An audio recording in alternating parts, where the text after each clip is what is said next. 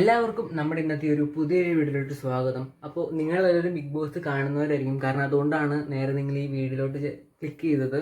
അപ്പോൾ ഞാനാണെങ്കിൽ ഈ കഴിഞ്ഞ ദിവസം, അതായത് 2 ദിവസം മുന്നേ നമ്മുടെ ബിഗ് ബോസിൻ്റെ എപ്പിസോഡ് ഒരെണ്ണം അപ്ലോഡ് ചെയ്തിട്ടുണ്ടായിരുന്നു. അപ്പോൾ നിങ്ങൾ ചോദിച്ചു വേറെ വേറെ എപ്പിസോഡ് എവിടെയെന്ന് ചോദിച്ചു. അപ്പോൾ അതിന് സ്ട്രൈക്ക് വന്നിട്ടുണ്ട്. അതൊന്നുമല്ല എൻ്റെ വിഷയം. അപ്പം നമ്മൾ ഈ ബിഗ് ബോസ് കണ്ടിട്ട് നമ്മൾ ആദ്യത്തെ ദിവസം തൊട്ട് ഇപ്പോൾ ഇതുവരെ കണ്ടപ്പോഴത്തേക്കും നമ്മൾ ഇന്ന ആൾക്കാർ നല്ലതായിരിക്കും, ഓക്കെ ഇവർ നല്ല സ്വഭാവമുള്ളവരാണ്, ഇവർ നല്ലവരാണ് എന്നായിരിക്കും നമ്മൾ പലരും, ഞാൻ ഉൾപ്പെടെ ഓക്കെ അങ്ങനെയാണ് കണ്ടുവന്നത്. പക്ഷേ ഇപ്പോഴാണ് പല പല സത്യങ്ങളും മനസ്സിലാവും. നമ്മൾ നല്ലവരാന്ന് വിചാരിച്ചവരൊന്നും ശരിക്കും നല്ലവരായിരുന്നില്ല. അതിന് കാരണം എന്താണെന്ന് അറിയാനായിട്ട് നിങ്ങളാണെങ്കിൽ നേരെ ഈ ഒരു വീഡിയോ പോയി കണ്ടിട്ട് വാ. അപ്പോൾ നിങ്ങൾക്ക് ബിഗ് ബോസിൽ ആരെ ഇഷ്ടം എന്നുള്ള ഇപ്പോൾ തന്നെ ജസ്റ്റ് കമൻറ്റ് ചെയ്യാൻ മറക്കണ്ട കേട്ടോ. ബിഗ് ബോസിന്റെ ചരിത്രത്തിൽ അനീഷിനെ പോലത്തെ ഒരു മത്സരാർത്ഥി വന്നിട്ടേ ഇല്ല. ഉള്ള കാര്യം പറയാലോ, ഞാനും അനീഷിനെ ആദ്യം തെറ്റിദ്ധരിച്ചിരുന്ന ഒരാളാണ്. എൻ്റെ വീഡിയോസ് കാണുന്ന പ്രേക്ഷകർക്ക് അറിയാമല്ലോ, സമർ മീഡിയയുടെ ഒരു 2-3 ആഴ്ച മുമ്പ് വരെയുള്ള വീഡിയോസ് നിങ്ങൾ നോക്കിയാൽ അനീഷിനെ ഭയങ്കരമായിട്ട് നമ്മൾ സപ്പോർട്ട് ചെയ്തിട്ടൊക്കെ വീഡിയോസ് ചെയ്തിട്ടുണ്ട്. പക്ഷെ ഒരു പോയിന്റ് എത്തിയപ്പോൾ എനിക്ക് മനസ്സിലായി ഇങ്ങനൊരു പക്ക ഫേക്ക് ഗെയിമാണ് അവിടെ കളിക്കുന്നതെന്ന്. ബിഗ് ബോസിനകത്ത് റിയൽ ആയിട്ട് നിന്ന് ഗെയിം കളിക്കണമെന്നൊന്നുമില്ല. ഞാൻ അതാണ് കഴിഞ്ഞൊരു വീഡിയോയിലും റോബിൻ്റെ ഒരു എക്സാമ്പിൾ എടുത്തത്. റോബിൻ പറഞ്ഞും കൊണ്ട് ഗെയിം കളിച്ച ഒരാളാണ്. ഞാനിത് എൻ്റെ ഗെയിമാണ്, ഞാൻ ഇവിടെ വന്നത് ഗെയിം കളിക്കാനാണ്, ഇവിടെയുള്ള ആരും എൻ്റെ പേഷ്യൻസോ ഞാൻ ഇവിടുത്തെ ഡോക്ടറോ അല്ല, ഞാനൊരു കണ്ടസ്റ്റൻ്റ് ആണ്, ഞാൻ ഗെയിം കളിക്കും, അങ്ങനെ പറഞ്ഞു കളിച്ചതാണ്. അപ്പം നമുക്കറിയാം അയാൾ ചെയ്യുന്നതൊക്കെ ഗെയിമിന് വേണ്ടിയിട്ടാണെന്നുള്ളത്. ഇപ്പം അനീഷ് നമ്മളടുത്ത് പറയാണ് ഞാനും ഇവിടെ ഗെയിം കളിക്കാനാണ് വന്നത്, ഞാൻ ഗെയിമാണ് കളിക്കുന്നതെന്ന് പറഞ്ഞാൽ അടിപൊളിയാണ്, നമുക്ക് സമ്മതിക്കാം. ഇത് ഓഡിയൻസിനെ തെറ്റിദ്ധരിപ്പിച്ചുകൊണ്ട് ഇമോഷണലി അവരെ പറ്റിച്ചുകൊണ്ട് ഗെയിം കളിക്കരുത്. ഇപ്പൊ ലാലേട്ടൻ ഇന്നത്തെ പ്രൊമോയിൽ അനീഷിനെ പൊളിച്ചെടുക്കുന്നുണ്ട്. അനീഷ് പറഞ്ഞ എന്താണ്, 3 ദിവസം മുമ്പാണ് അത്ര അനീഷിന് ബിഗ് ബോസ് അറിയിച്ചത് ഇതിലേക്ക് വരാനായിട്ട്. നമുക്കറിയാമല്ലോ, ഒരു കോമണർ ബിഗ് ബോസിലേക്ക് കോമണർ കാറ്റഗറിയിൽ ഒരാളെ കൊണ്ടുവരുമ്പോൾ കുറച്ച് നേരത്തെ തന്നെ അറിയിക്കും.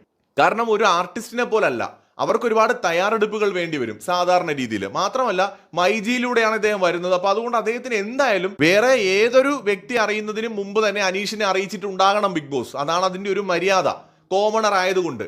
അപ്പോൾ അങ്ങനെ അനീഷിനെ അറിയിച്ചു എന്ന് ലാലേട്ടൻ പറയാണ്. 12 ദിവസം മുമ്പ് അറിയിച്ചു എന്ന് പറയാണ്. കഴിഞ്ഞ 5 വർഷമായിട്ട് ഇദ്ദേഹം ബിഗ് ബോസിന് വേണ്ടി തയ്യാറെടുത്ത് നിൽക്കുകയാണ്.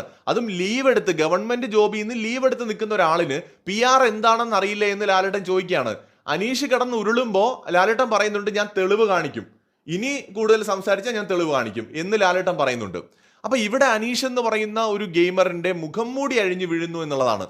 ഇത്രയും ദിവസം അദ്ദേഹം വിദഗ്ധമായിട്ട് എല്ലാവരെയും പറ്റിക്കുകയായിരുന്നു എന്ന് തെളിയുകയാണ്. എന്താണ് അനീഷിന്റെ ക്വാളിറ്റി ആയിട്ട് എല്ലാവരും പറഞ്ഞുകൊണ്ടിരുന്നത്? അനീഷ് ജെനുവിനാണ്, ഫേക്ക് അല്ല, സത്യസന്ധനാണ്, അദ്ദേഹമാണ് അവിടെ റിയൽ ആയിട്ട് നിൽക്കുന്ന ഒരാള്, ബാക്കി എല്ലാവരും ഫേക്ക് ആണ്, ബാക്കി എല്ലാവരും അവിടെ അഭിനയിച്ച് നിൽക്കുകയാണ്, അനീഷ് മാത്രമാണ് റിയൽ എന്നാണെന്നാണല്ലോ എല്ലാവരും പറഞ്ഞുകൊണ്ടിരുന്നത്. പൊതുവെ അനീഷിന്റെ ബേസിക് ക്യാരക്ടർ ഇങ്ങനെയാണെന്നും പലരും പറയുന്നതൊക്കെ ഞാൻ കമന്റ്സ് ഒക്കെ കണ്ടിട്ടുണ്ട്. ഇപ്പൊ നിങ്ങൾ എന്ത് പറയുന്നു? അനീഷ് സത്യസന്ധൻ എന്ന് പറഞ്ഞിരുന്ന അനീഷ് ഗെയിമിന് വേണ്ടി കള്ളം പറഞ്ഞിട്ടില്ലേ? ഞാൻ പറയുന്നില്ല റിയൽ ലൈഫിൽ അനീഷ് ഫേക്ക് ആണെന്നോ.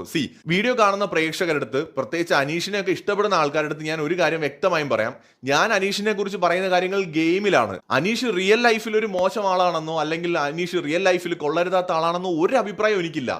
അദ്ദേഹം നല്ലൊരാളായിരിക്കാം, പക്ഷെ ബിഗ് ബോസിനകത്ത് അദ്ദേഹം ഇതുവരെ പിടിച്ചു വന്നൊരു ക്യാരക്ടർ ഉണ്ടല്ലോ, അത് പൊളിയുകയാണ്. അതിനർത്ഥം അദ്ദേഹത്തിന്റെ ഗെയിം പൊളിയുകയാണ്. നമുക്ക് എന്താണോ അനീഷിൽ നമ്മളൊരു ക്വാളിറ്റി ആയി കണ്ടിരുന്നത്, അത് ഇനിമേൽ ഒരു ക്വാളിറ്റി അല്ലാതായി മാറിയിരിക്കുന്നു. അനീഷ് നമ്മൾ വിചാരിച്ച ഒരാളല്ല. അനീഷ് ഇവിടെ ചെയ്യുന്ന ഓരോ കാര്യങ്ങളും ഗെയിമിന് വേണ്ടിയാണെന്ന് തെളിഞ്ഞിരിക്കുകയാണ്.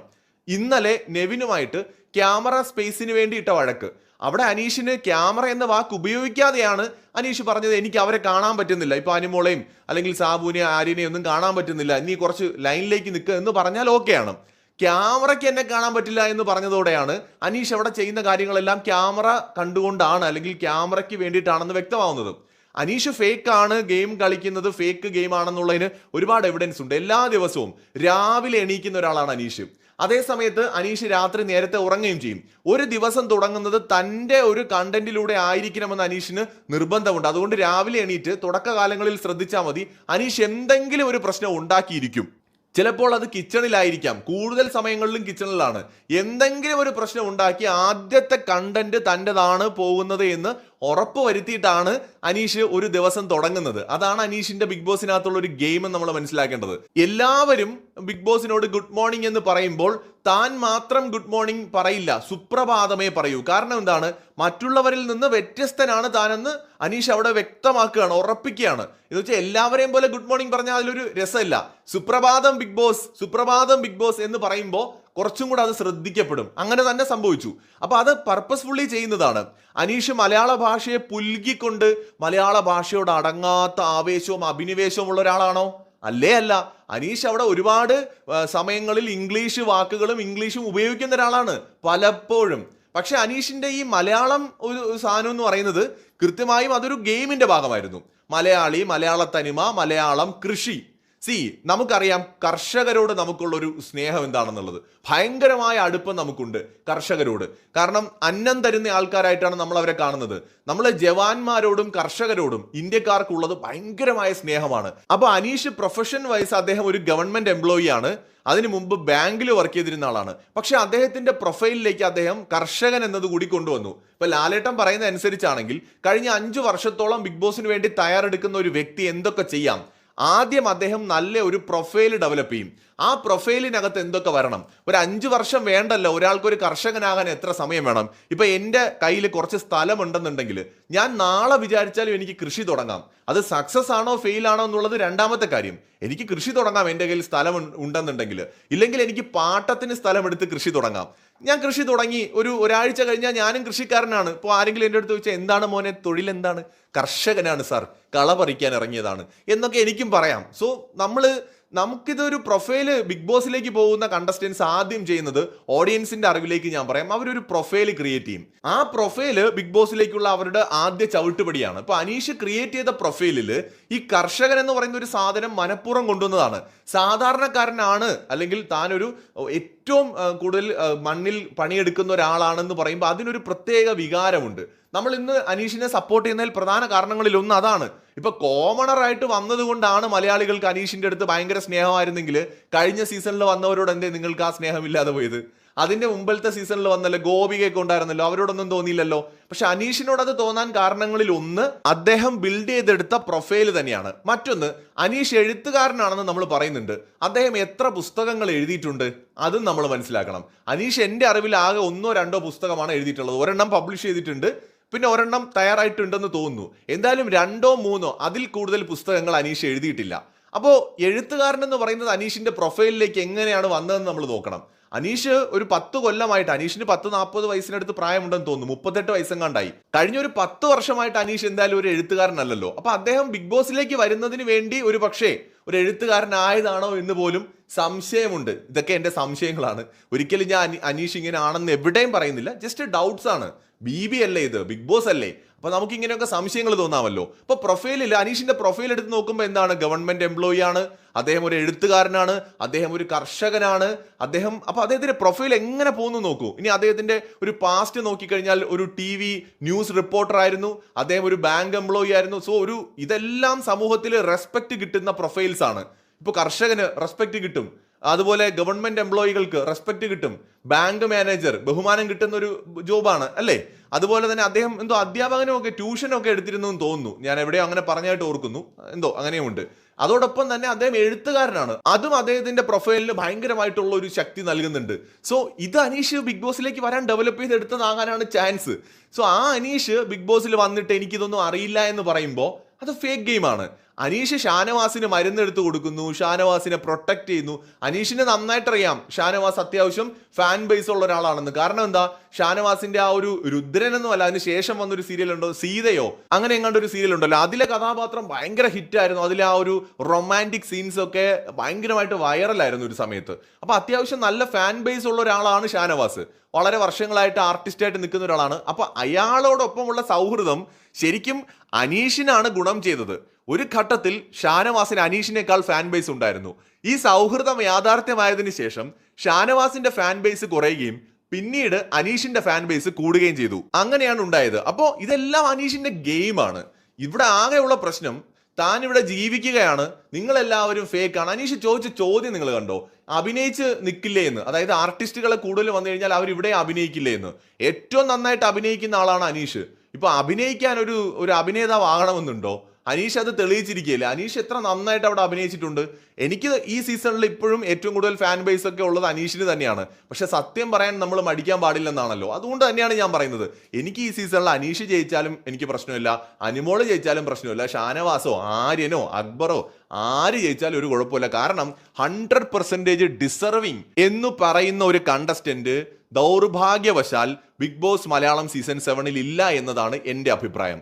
അതായത് ഇയാൾ അർഹിക്കുന്നു കപ്പ്, ഇയാളാണ് ഈ ഷോയെ കൊണ്ടുപോയത്, ഇയാളാണ് 100% അർഹിക്കുന്ന ആള്, ഏറ്റവും കണ്ടന്റ് തന്നയാള്, ഏറ്റവും നന്നായി ഗെയിം കളിച്ച ആള്, ഇന്റലിജന്റ് ഗെയിമർ, ബ്രില്യന്റ് ആയിരുന്നു എന്നൊക്കെ പറഞ്ഞിട്ട് ഡിസർവിങ് ആയിട്ടുള്ള ഒരു person Bigg Boss Malayalam season 7 ഇല്ല.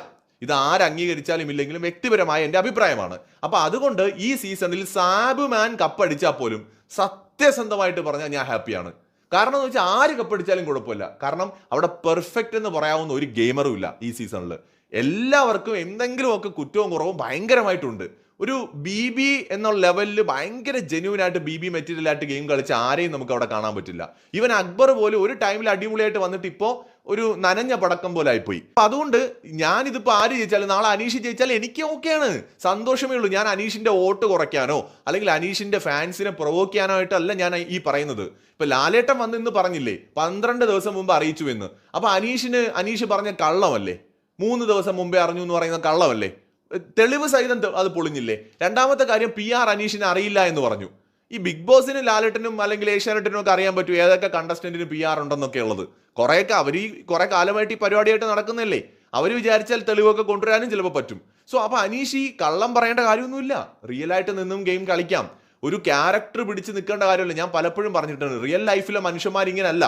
റിയൽ ലൈഫിലെ മനുഷ്യന്മാര് ബിഗ് ബോസിലൊന്നല്ല, എവിടെ പോയാലും നമ്മൾ റിലേഷൻസ് ബിൽഡ് ചെയ്യും. സീസൺ 4 വീണ്ടും ഞാൻ ഉദാഹരണമായിട്ട് എടുക്കുകയാണ്. റോബിൻ സീസൺ 4 ഞാൻ ഗെയിം കളിക്കാനാണ് വന്നത്, ഞാൻ ഗെയിമറാണ്, ഞാൻ വിന്നർ ആയിട്ടേ പോകുന്നൊക്കെ പറഞ്ഞ് ഡയലോഗ് അടിച്ചപ്പോഴും വളരെ നല്ല റിലേഷൻസ് ബിൽഡ് ചെയ്തിട്ടുണ്ട്. ദിൽഷയുമായിട്ട് വളരെ ജെന്യൂൻ ആയിട്ടുള്ള ഒരു സൗഹൃദം ബിൽഡ് ചെയ്തെടുത്തിട്ടുണ്ട്. ബ്ലെസ്ലിയുമായിട്ട് ഓപ്പോസിറ്റ് കളിച്ചപ്പോഴും പലപ്പോഴും ഒരു സൗഹൃദം കാത്തു സൂക്ഷിച്ചിട്ടുണ്ട്. ലക്ഷ്മി പ്രിയമായിട്ട് നല്ലൊരു റിലേഷൻ ബിൽഡ് ചെയ്തിട്ടുണ്ട്.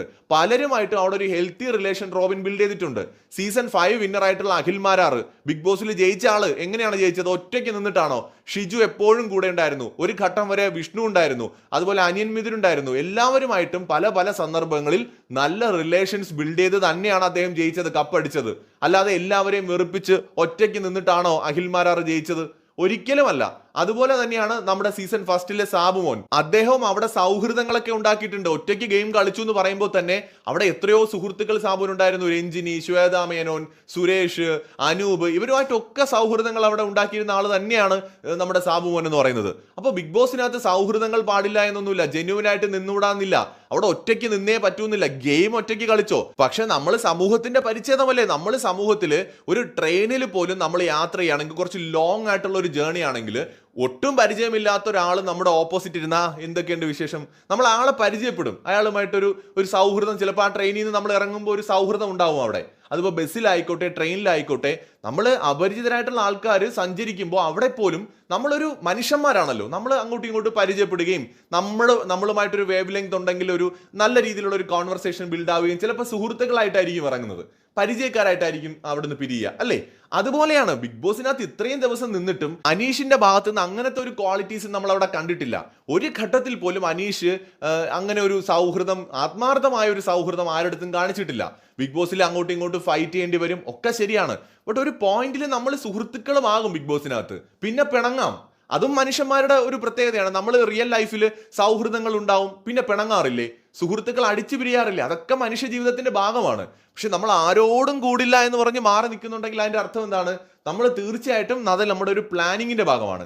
സാധാരണ മനുഷ്യരെ പോലെ അല്ല നമ്മൾ അവിടെ ചിന്തിക്കുന്നത് എന്നതാണ് അതിന്റെ ഒരു പ്രത്യേകത എന്ന് പറയുന്നത്. ഇവിടെ അനീഷ് എന്ന് പറയുന്ന ഗെയിമറിന്റെ ഗെയിമിനെ എക്സ്പോസ് ചെയ്യാനാണ് ഞാൻ ഈ വീഡിയോയിലൂടെ ശ്രമിക്കുന്നത്. അയാൾ ഒരു ഗെയിമാണ് അവിടെ കളിക്കുന്നത്, ജെന്യുവിൻ ആണെന്ന് പറയരുത്. ഗെയിമർ എന്ന രീതിയിൽ അനീഷ് ഓക്കെയാണ്. ഇത്രയും നാൾ അനീഷ് ആ ഒരു ഗെയിം കൊണ്ടുപോയി ലാലേട്ടൻ ഇന്ന് പൊളിക്കുന്നത് വരെ.